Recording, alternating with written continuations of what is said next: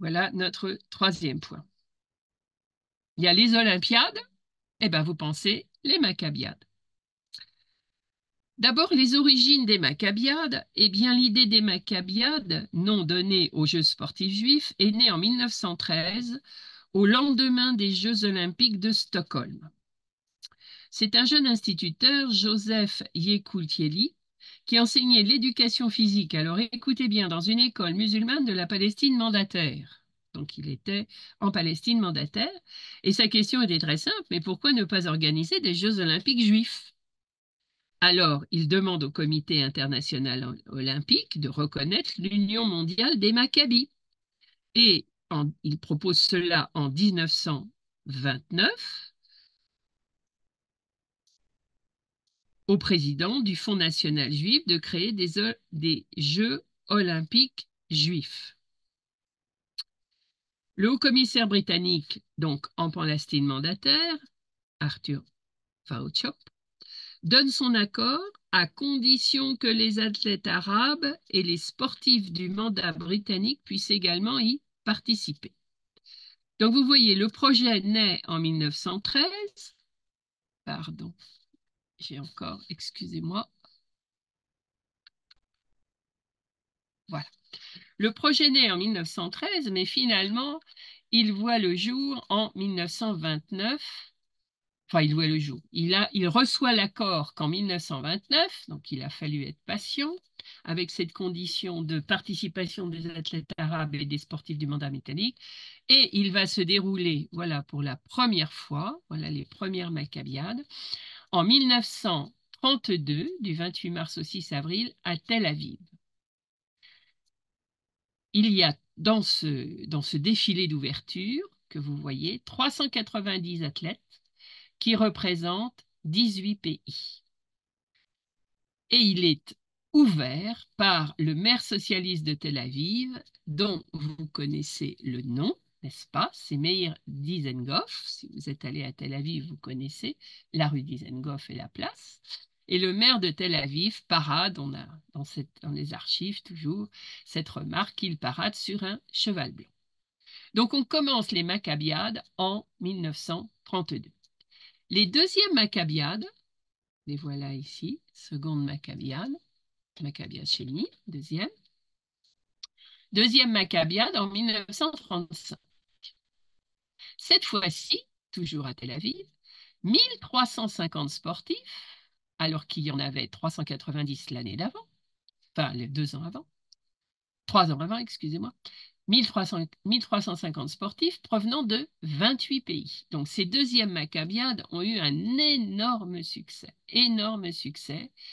qui s'explique aussi largement par le fait que le mouvement Maccabi s'est développé en Europe et par diffusion ailleurs dans le monde. Il est déjà en Égypte, en Syrie et même en Argentine.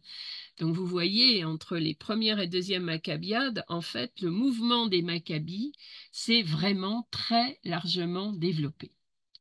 Voilà. Alors, j'aime beaucoup cette affiche parce que, vous voyez, c'est April 1935.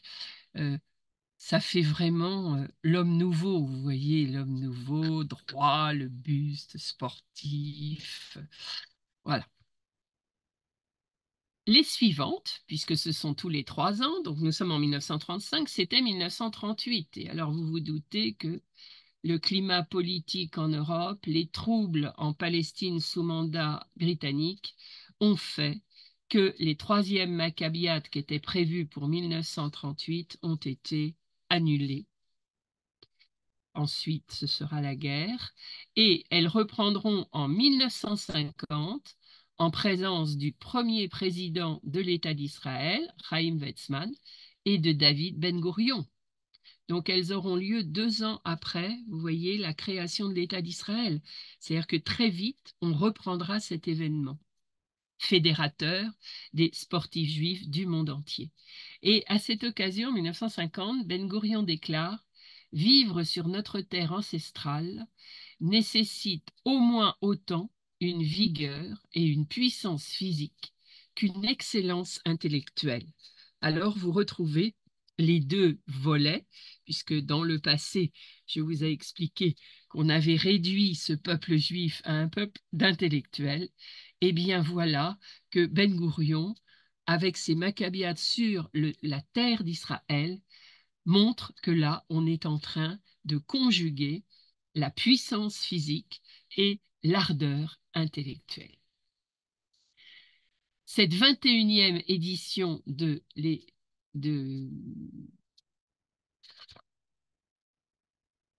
21e, hein, je suis là, excusez-moi, je n'ai pas montré la photo, voilà. Hein. Là, c'est la 21e édition des Maccabiades. Elle devait avoir lieu au sein de l'État juif en juin 2021. Mais si vous vous rappelez bien, en juin 2021, nous étions tous consignés à cause de la pandémie du coronavirus. Et donc, les Maccabiades de 2021, les 21 ont été reportés en 2022. La dernière avait été 2017, 2021, 4 ans après, et elle a eu lieu en 2022. Dans ces Jeux de 2022, pour la première fois, on a introduit l'haltérophilie et ce fut un événement très, très important.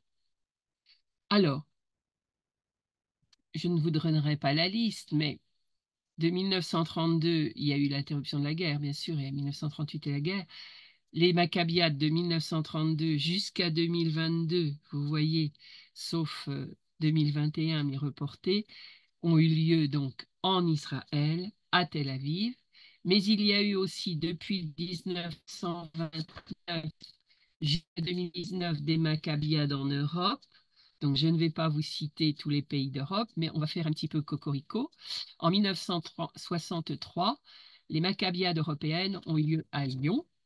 Et en 1991, les Maccabiades européennes ont eu lieu à Marseille. Sinon, vous avez un panel de villes européennes. Des Maccabiades d'hiver, ça n'a pas trop bien marché. Il n'y en a eu qu'en 1933 et 1936, l'une à Zakopane en Pologne et l'autre en Tchécoslovaquie à l'époque. Et enfin, ça c'est très intéressant, depuis 1966, il y a des Maccabiades panaméricaines, donc qui ont lieu essentiellement en Amérique du Sud. Je vois Brésil, Mexique, Venezuela, etc., etc.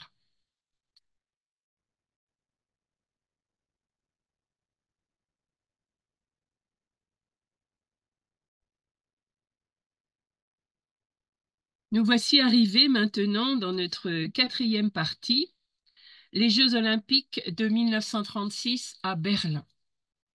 Il est vrai que cette partie mériterait une vidéo à elle seule, parce que nous n'aurons jamais fini d'essayer de comprendre la situation et les enjeux de ces Jeux olympiques de 1936. Mais nous allons essayer de voir l'essentiel. D'abord, les origines de ces Jeux olympiques. En 1931, le Comité international olympique se réunit à Barcelone pour élire la ville qui accueillera l'édition de 1936. La capitale catalane, qui est désormais républicaine, est candidate pour cet accueil et elle fait figure de grande favorite. D'un autre côté, en Allemagne, le régime de Weimar est encore en place, puisque nous sommes en 1931, et Berlin, à la surprise générale, l'emporte comme ville olympique aux élections du CIO. Donc, ce choix est donc décidé en 1931, quelques mois avant l'arrivée d'Hitler au pouvoir. En fait, l'Allemagne avait gagné cette place, car en fait, elle l'avait déjà gagnée pour 1916. Mais 1916 a été bien sûr annulée pour cause de guerre, et la défaite de l'Allemagne, d'ailleurs, à la guerre de 1914-1918, fera que l'Allemagne sera exclue des Jeux olympiques, du CIO, pardon, sera exclue du CIO avant qu'elle ne soit réintroduite après les Jeux olympiques d'Amsterdam en 1928. Donc c'est probablement pour cette raison de confirmation d'un geste de réappropriation totale que l'Allemagne a été choisie, parce qu'a priori ce choix a surpris. Mais 1916, 20 ans après 1936, et l'Allemagne avait été réintégrée dans le CIO en 1928, donc c'était probablement pour rétablir un peu cette situation que Berlin avait été choisi. Rappelons donc quelques repères. 1933, accession du pouvoir au pouvoir d'Adolf Hitler, entre parenthèses ouverture du camp de Dachau. 1934, nuit des longs couteaux, élimination de l'ASA, prévalence de l'ASS. Et surtout ensuite, 1935, vous connaissez comme moi, les lois anti-juives de Nuremberg. Donc l'arianisation des clubs sportifs en Allemagne. Et 1938, bien évidemment, le 9 novembre, la nuit de cristal, Kristallnacht, incendie des synagogues, restriction totale pour les juifs, etc., etc. Alors, entre le choix de Berlin comme capitale olympique et la réalité de l'événement, bien évidemment, le pays a basculé dans le national-socialisme. Je vais regarder avec vous simplement quelques images et puis ensuite on reviendra sur le commentaire. Voilà l'affiche officielle des Jeux olympiques de 1936. Alors, vous voyez, nous reprenons en fait le visage antique. Ça, c'est très intéressant. C'est-à-dire qu'on va reprendre l'image, en fait, euh, de la célébration des dieux antiques, quelque part, hein, les dieux du stade. Vous voyez avec la couronne, qui elle est plutôt romaine, mais peu importe, la prestance, la musculature, l'aspect guerrier avec les chevaux qui sont sur la porte de Brandebourg et au-dessus, bien sûr, les anneaux olympiques. Donc, une attitude hautaine, guerrière, triomphante. Ça c'est une affiche moins connue, c'est celle des Jeux olympiques d'hiver. Alors, vous voyez le port, en fait, de l'athlète, très droit, fier, et le bras levé. On comprend pourquoi. Je voudrais m'arrêter sur cette image. Cette image, elle est très intéressante parce que c'est le parcours de la flamme olympique. Alors, vous voyez un bel arien, blond, musclé, avec un torse saillant, une flamme, et vous voyez le parcours de la flamme olympique qui va depuis la Grèce, bien évidemment, qui traverse l'Europe et arrive à Berlin. Puisque nous parlons beaucoup de la flamme olympique, je vais en dire un mot. En fait, au début des Jeux olympiques, donc quand ils ont repris en 1896, il n'y avait pas de flamme olympique du tout. C'est en 1928, aux Jeux olympiques d'Amsterdam, qu'on a fait brûler au-dessus du stade une flamme de manière statique, hein, de manière statique. Et le parcours de la flamme olympique, peut-être ne le savez-vous pas, ce sont les Jeux olympiques de Berlin qui l'ont inauguré, c'est-à-dire ça a été la volonté d'Hitler. C'est-à-dire que vous voyez cette flamme olympique, on pourrait en faire une analyse.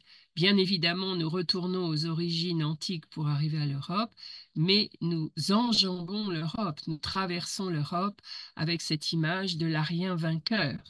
Donc il y a toute une symbolique dans cette traversée de la flamme olympique qui laisse à penser. Enfin, une autre image ici, mais ça vous le savez déjà, vous voyez que au stade où on a inauguré les Jeux olympiques, il y a bien sûr, au stade à Berlin, il y a bien sûr les anneaux olympiques, mais qui sont surmontés de l'aigle et de la croix gammée. Donc c'est une appropriation totale de cet événement par le Reich. L'ouverture a donc été grandiose et à- elle était à l'honneur et à la grandeur et elle célébrait l'Allemagne. Je voudrais vous lire quelques petits passages qui nous confirment dans ce que je suis en train de vous dire. L'ouverture des Jeux Olympiques, donc en 1933, c'est une grande manifestation scénique de la puissance allemande et c'est aussi un véritable outil de propagande. Voilà ce que déclare Hitler. Les Jeux doivent être propres. Alors propre, ça veut dire beaucoup. Ça veut dire propre au sens hygiénique du terme, mais ça veut dire propre aussi au niveau des gens qui y participent. C'est-à-dire sous-entendu qu'allons nous faire des Juifs, propres des Juifs. Ils doivent être un témoignage unanime de la volonté de paix et de l'hospitalité allemande. Là, vous retrouvez la rhétorique des totalitarismes. Il importe de montrer aux visiteurs l'ordre et la discipline de l'État national socialiste, afin que l'opinion mondiale ait une image positive de la Nouvelle-Allemagne. Donc, pureté et propreté. Pour l'idéologie nazie, seule la discipline, le dressage et l'encadrement des corps, selon le célèbre slogan « Ton corps ne t'appartient pas, il appartient au Führer », sont synonymes de sport. Je vais me permettre de lire un petit passage d'un des penseurs de l'esthétique de ces Jeux olympiques. En ciselant le corps par l'exercice, l'athlète antique honorait les dieux. L'athlète moderne exalte sa patrie, sa race et son drapeau. Vous voyez dans quelle mesure, selon quelle idéologie, ces jeux vont s'ouvrir.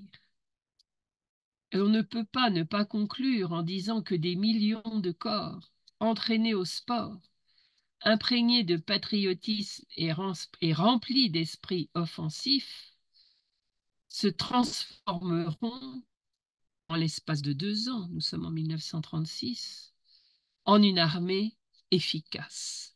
Et cette préparation et ce déroulement des Jeux olympiques pour les sportifs allemands vont être un creuset de la formation de l'armée du Reich et en particulier de la SS.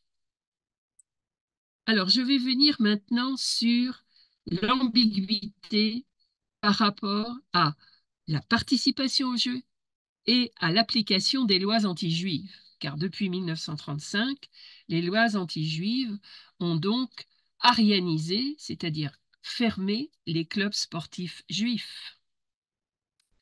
Premier point, les athlètes juifs sont interdits totalement dans la délégation allemande. La délégation est propre. Mais qu'est-ce qu'on va faire avec les juifs dans les équipes des autres pays? C'est difficile d'interdire aux autres pays de proposer des athlètes juifs. Donc, il va y avoir une question, comment vont-ils être traités, ceux-là? Je vais prendre 3 exemples pour vous montrer en quoi cette participation au jeu a posé question et a été résolue de manière bien différente selon les individus et leur conscience. Je vais prendre un premier exemple. Il s'agit de cette femme qui est ici, Hélène Mayer. C'est date 1910-1953. C'est une grande escrimeuse. Elle est née à Mayence, elle est donc allemande, mais sa mère est catholique, son père est juif, mais elle se dit juive. Elle se dit juive. Elle est une grande sportive qui a participé déjà aux Jeux de 1928 et 1932. Elle a reçu des médailles, en particulier en 1928, elle a été la meilleure escrimeuse au monde. En 1933, elle est aux États-Unis parce qu'elle est interdite de club allemand, son club d'escrime d'Offenbach-sur-le-Main.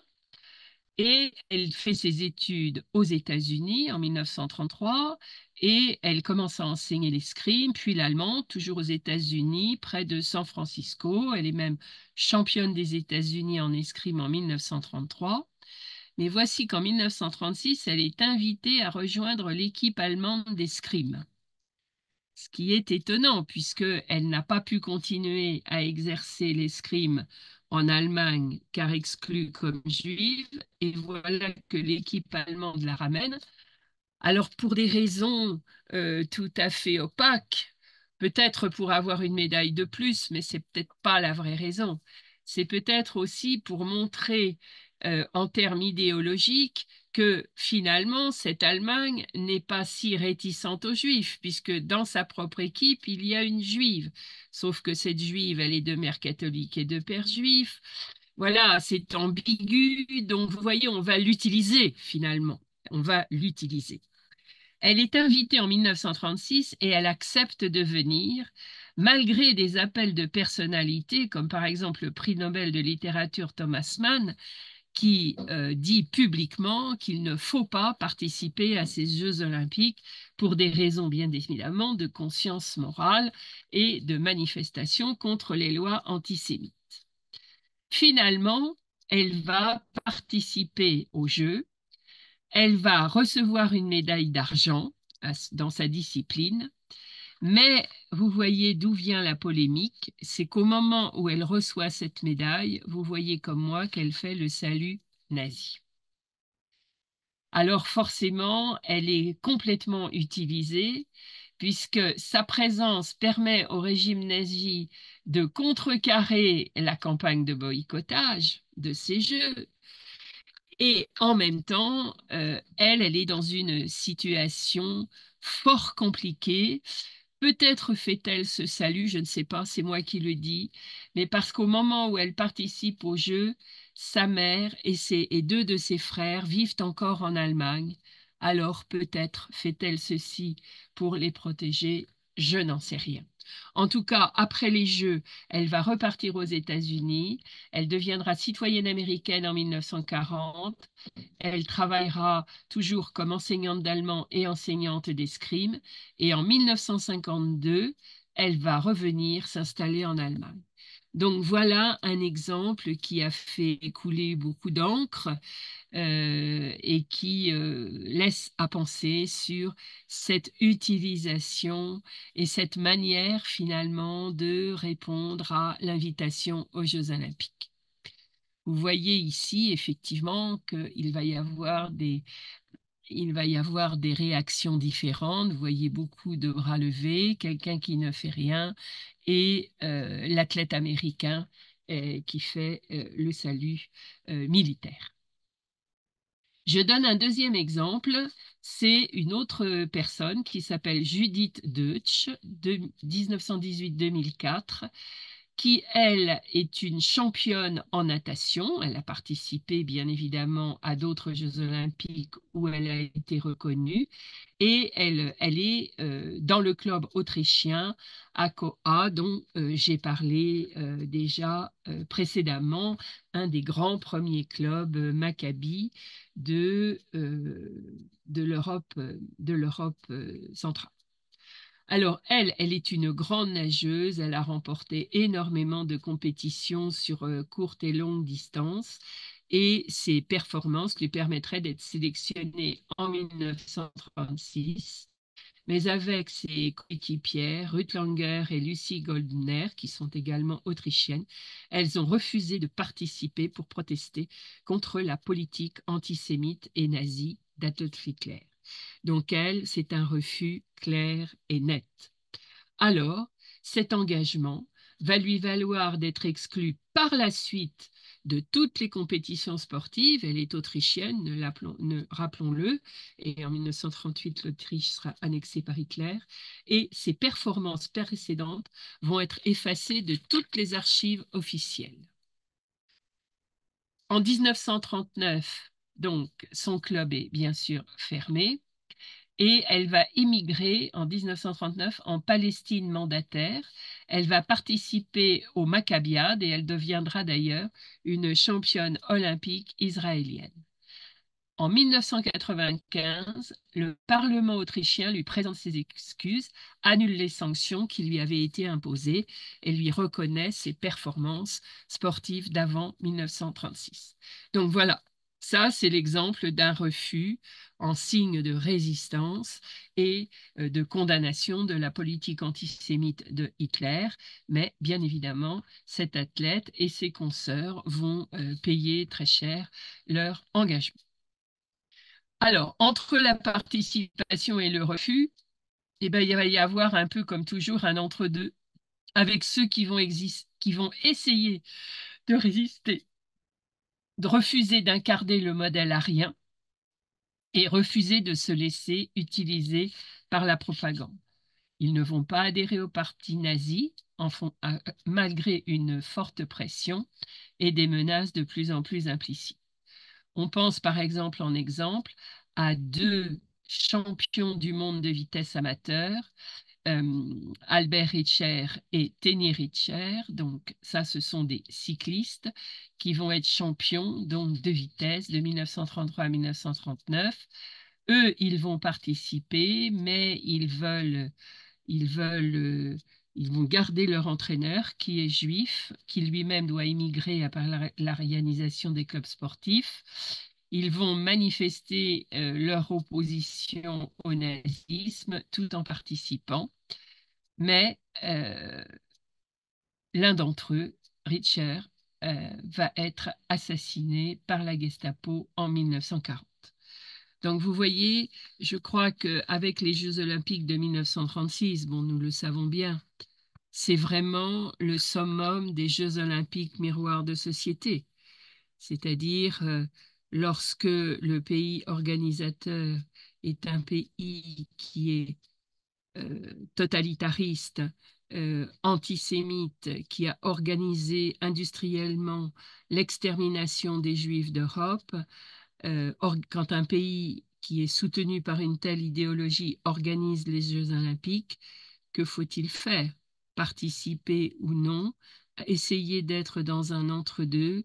Voilà, la conscience de chacun est interpellée, bien évidemment, mais je crois que ces Jeux de Berlin sont la manifestation que les Jeux olympiques ont une dimension politique haute, même si nous ne le mettons pas toujours en avant. On a vécu avec les Jeux de Berlin le summum de cet aspect des Jeux olympiques. Alors nous arrivons bien sûr à 1939 et donc la Deuxième Guerre mondiale. Et donc dans la Deuxième Guerre mondiale, ce projet et cette réalisation du Parti national-socialiste de l'extermination de tous les Juifs d'Europe. Tous les Juifs d'Europe. Alors les sportifs juifs, comme leurs autres congénères juifs, ne vont pas échapper, bien sûr, aux arrestations, aux déportations, au camp de la mort. Parfois, ils en sont revenus, certains n'en sont pas revenus. Alors, il y aurait une foule immense de sportifs qui auraient dû être nommés. J'ai choisi trois figures, mais surtout, je voudrais reprendre une expression d'Alfred Nakache, tenir, se tenir, résister. Et je crois que tous ces sportifs juifs, ceux que je nomme et ceux que nous ne nommons pas dans cette visio, eh bien, le sport, les valeurs du sport, l'endurance, la persévérance, la victoire, mais aussi l'échec, la résilience, comme on dit aujourd'hui, n'est-ce pas? Eh bien, tout ce qu'ils ont appris avec le sport, tout ce qui les a forgés, formés, leur a permis de tenir. C'est-à-dire, quelque part, de ne jamais désespérer au sens profond du terme, hein. Bien sûr, il y a le grand désespoir et ils n'en ont pas été épargnés, certainement, mais tenir coûte que coûte, parce que, en fait, c'est leur manière de tenir une victoire, entre guillemets, au sein de l'horreur. Se tenir, se tenir digne, se tenir homme, malgré l'inhumanité, les humiliations qu'ils vont subir, mais malgré cela, se tenir, des hommes debout, des humains debout, la dignité de chacun, l'unicité de chaque homme, et enfin résister en tenant et en se tenant, il manifeste une résistance à l'horreur pour sauver l'humanité de l'homme.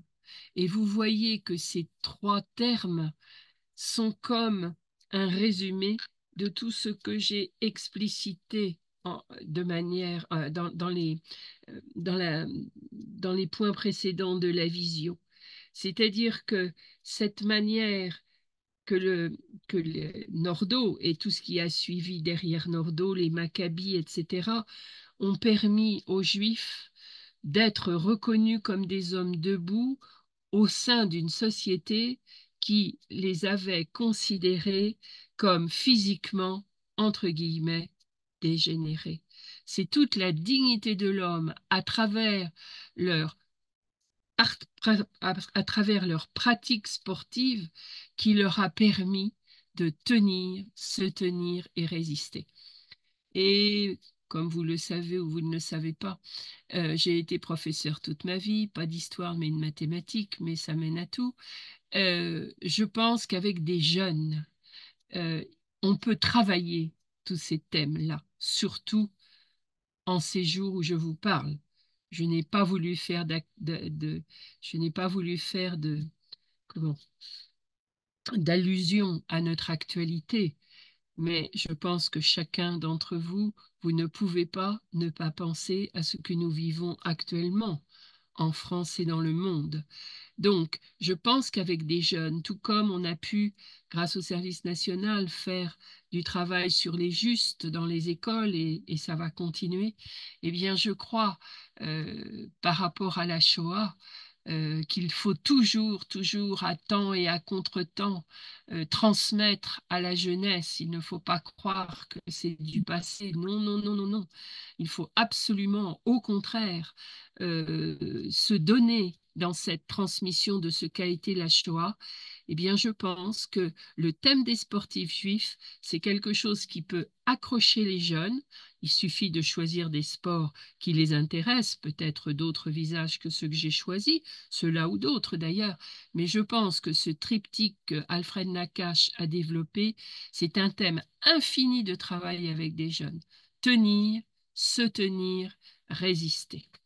Alors, pour ne pas allonger trop cette causerie, je vous propose trois visages et comme vous le voyez, il y aura dans le mail que vous recevrez des références à trois vidéos, quatre exactement.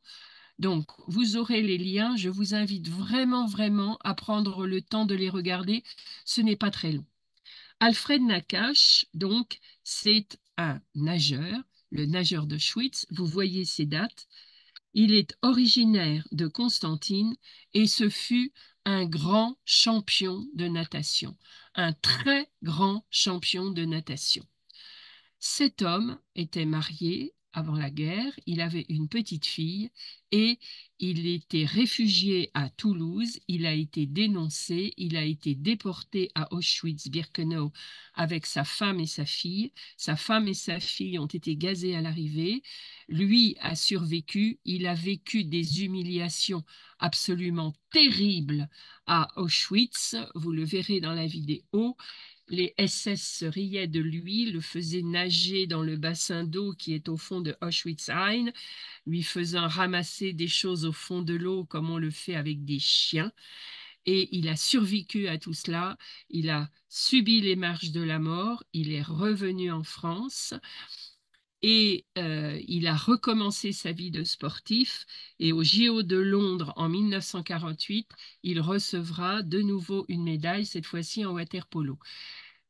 Un certain nombre de piscines ont son nom et il y a une petite vidéo de 2 minutes 14 et après vous avez une autre vidéo de 10 minutes, même pas, une interview, excusez-moi, de, de, de Monsieur Assouline qui a fait ce livre sur le nageur de Schwytz.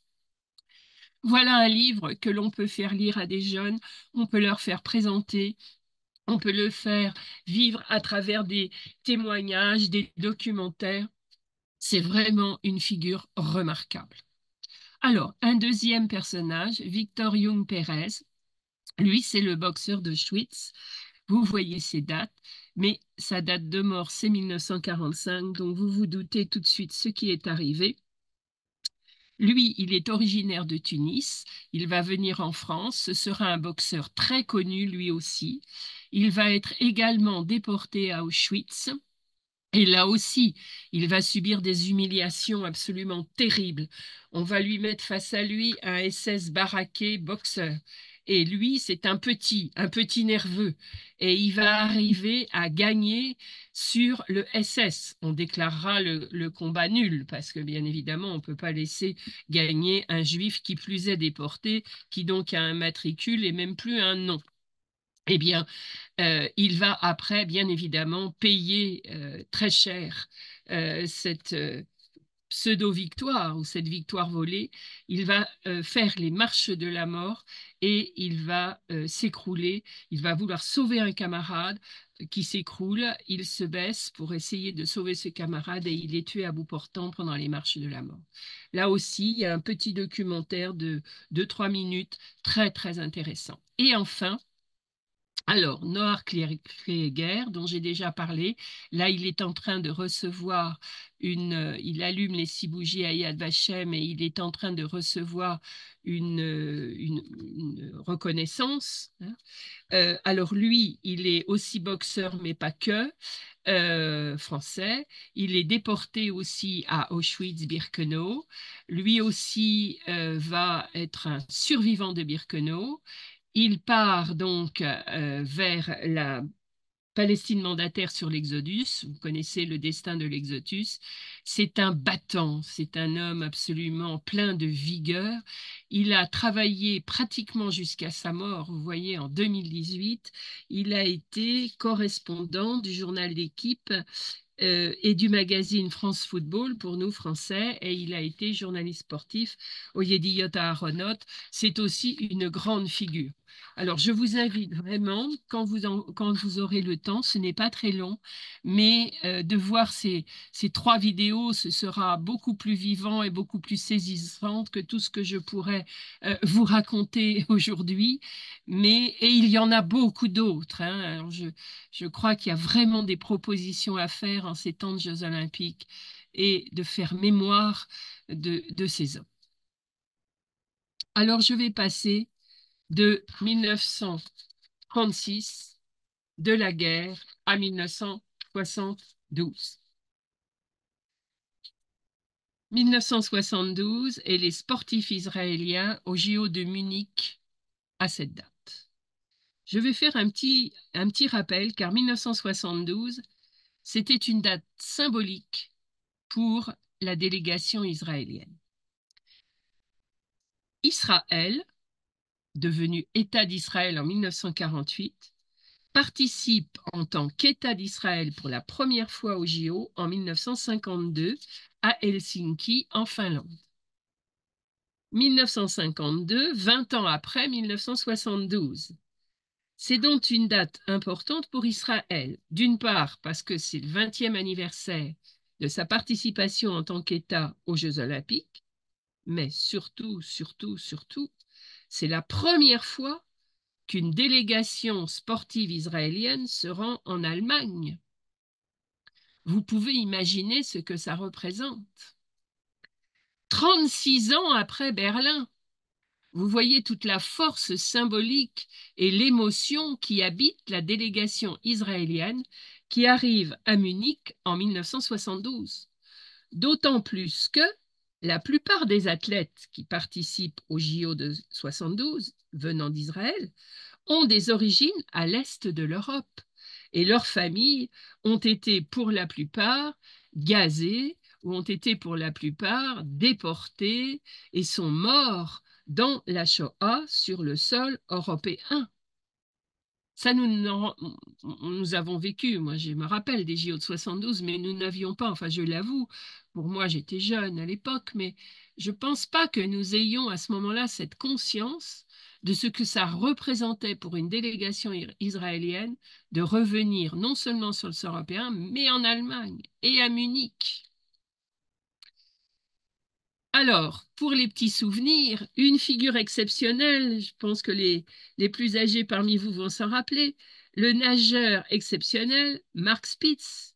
On le voyait tous les jours à la télévision parce qu'il a eu 7 médailles d'or. 7 médailles d'or. C'est une des grandes figures de ces JO de Munich. Et nous arrivons au drame. Le 5 septembre 1972, très tôt le matin, 8 terroristes palestiniens du groupe Septembre Noir attaquent le pavillon israélien et ils prennent des athlètes israéliens en otage. Et s'ensuit le massacre de 11 personnes de la délégation dont j'ai mis les visages et dont nous pouvons faire mémoire. Vous imaginez, l'événement fut un traumatisme total.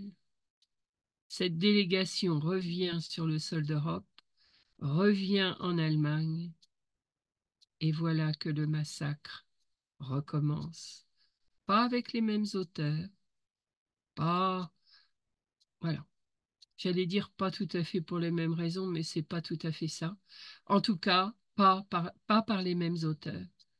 Mais le terrorisme est là, le massacre est là.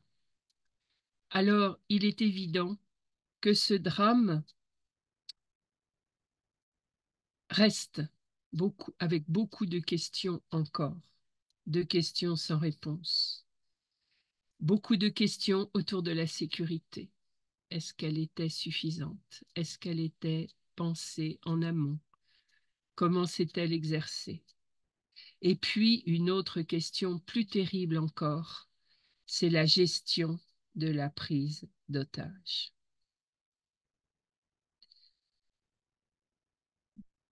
Je dirais en petit nota bene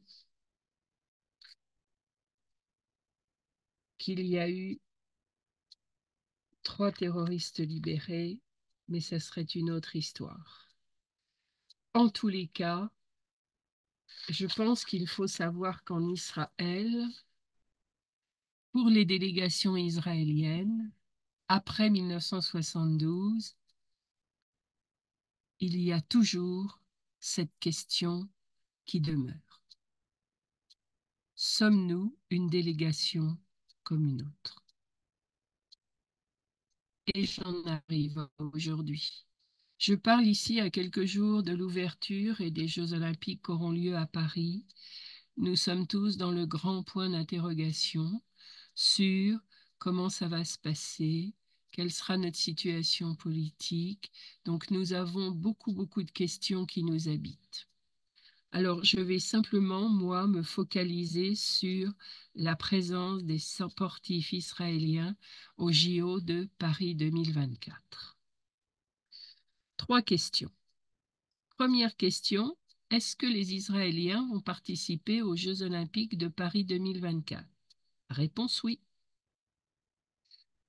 Ça sera la 18e participation des Israéliens aux JO, avec entre 82 et 90 athlètes pour plus de 20 disciplines.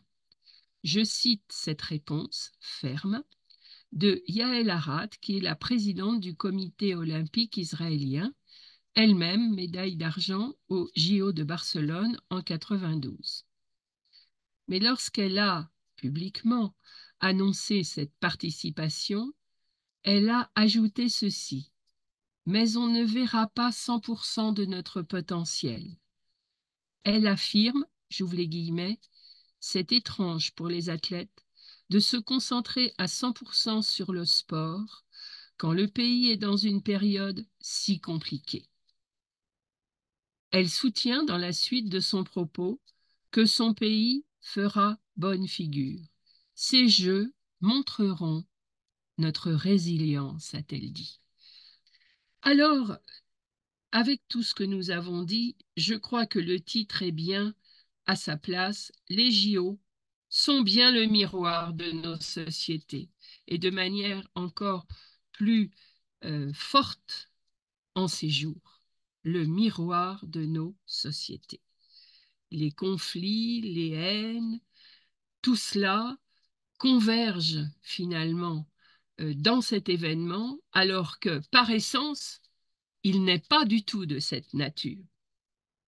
Je vais vous lire pour finir un passage de Pierre de Coubertin qui, dans la charte olympique, écrivait à la fin du XIXe siècle ceci: l'olympisme se veut créateur d'un style de vie fondé sur la joie dans l'effort, la valeur éducative du bon exemple et le respect des principes d'éthique universelle. Tout en restant réaliste et pas naïf, espérons de tout cœur que ces Jeux vont pouvoir honorer ce que Pierre de Coubertin a écrit.